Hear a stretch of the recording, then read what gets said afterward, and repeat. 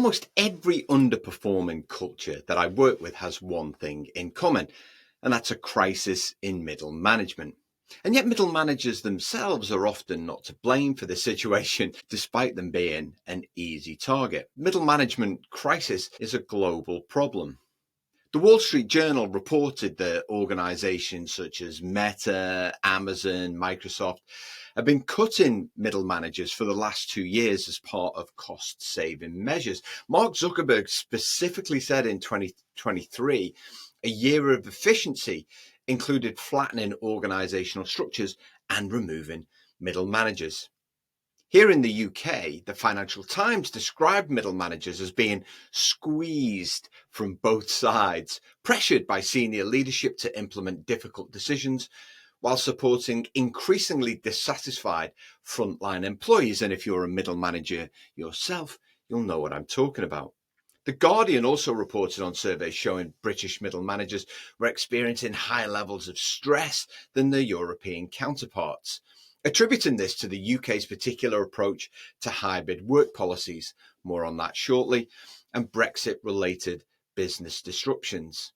This issue has been building and building for a while. The BBC called it a middle management meltdown, where middle managers are trying to maintain a level of expectation whilst not receiving the support and resources they need to do the job. And don't get me started on hybrid work. At the start of COVID, only 6% of managers said they had the skills to manage people in a hybrid environment.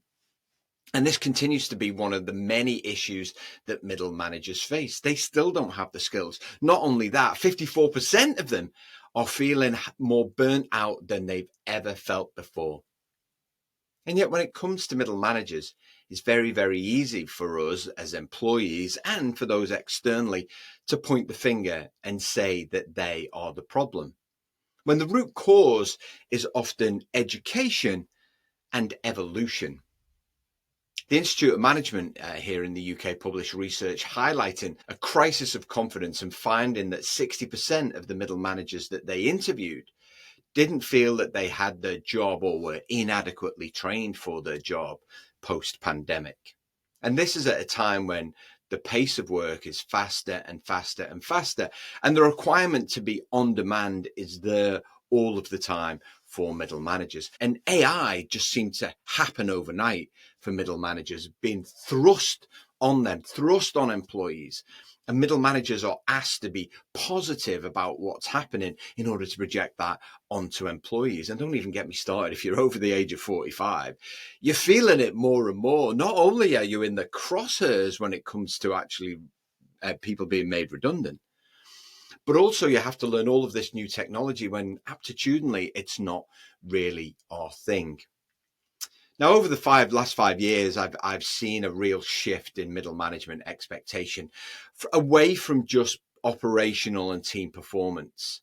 They're required to be strategic thinkers, coaches, mental health experts, DEI champions, and as I just mentioned, early adopters of new technology. The weight of expectation on managers has never been stronger. And yet still, they're required to build these vibrant workplace cultures that deliver results, all while juggling all of these other balls in the air. And most of them exist, of course, in a culture that puts barriers in the way of delivery. Too many meetings, too many emails, inefficient communication, no real clear priorities.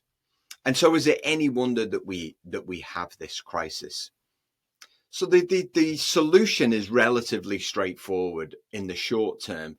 Longer term, there's a bigger issue for organizations because they really have to shift their thinking. And so the two solutions, the first one is education, the second one is evolution. I'm going to start with the second one, because middle managers have to recognize that unlike the world of 10, 15 years ago, where you could just come in, do your job, set some tasks, get them delivered, go on holiday 4 weeks a year, done. That's not the world we live in anymore. And so the expectation is that managers will develop and evolve themselves. Now, the first question you're going to ask is, of course, where does this time come from? Well, we have to be more disciplined in the way that we use our time as middle managers. And in a way, we have to push back on some of the prevailing culture, some of the inefficiencies in prevailing culture. Now, don't worry. Nobody yet has kind of lost their job for being more efficient in their work and actually saying no to those things where they can add no value. So they need to make time for evolution. Of course, you should be doing that in work time. But if not, then you need to think differently about how you spend your evenings and weekends. Now, of course, I'm not saying for 1 minute that you should open a laptop, but you need to read a book, you need to read an article or two here and there.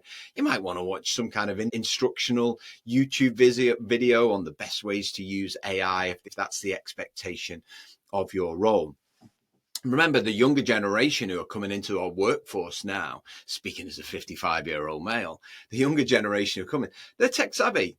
They kind of know how to use the tools. They've never had more information at their fingertips. You're the same. We just don't use it in the same way because we haven't been educated in technology in the same way. So evolution is really key here. Now, if you're a HR practitioner, you'll understand evolution. We talk about the 70-20-10 way of actually developing people. And of course, a large part of the 70-20-10 is both on the job training, is working with someone to find out how they do things and you thinking about how you would do it differently in order to make sure that you're good at your job. But also, what are you doing to actually develop yourself? So 70% on the job, 20% developing yourself. And then the 10% is the education piece. And if organizations want better middle managers, they need to think differently about how they educate them. In our world, in our life now, everything is an experience. And so it's the same when we come to educating our people too. Yes, we want to make sure that they've got the skills, but actually we want to create an experience such that it makes those skills easy to put into practice. Now, this sounds a little bit like double speak, consultant speak. What do we mean by experience, Colin? Well, the skills have got to be practical. I mean, organizations still have these old-fashioned trust exercises where we put people in really uncomfortable positions and ask them to divulge things that they wouldn't normally do. Well, actually, people are just crying out is just tell me how to do it and then let me go and do it. That set of practical skills, a little bit of a handbook, but not a printed handbook, because we don't do that anymore. If you package that up into some kind of experience that makes it memorable, to give them some markers of how to recall the information such that they can put it into practice, it becomes easier to do. Not only that, when we actually educate managers, we also have to measure. And this is something that's been missing from leadership programs for so long. And leadership is very, very difficult to do.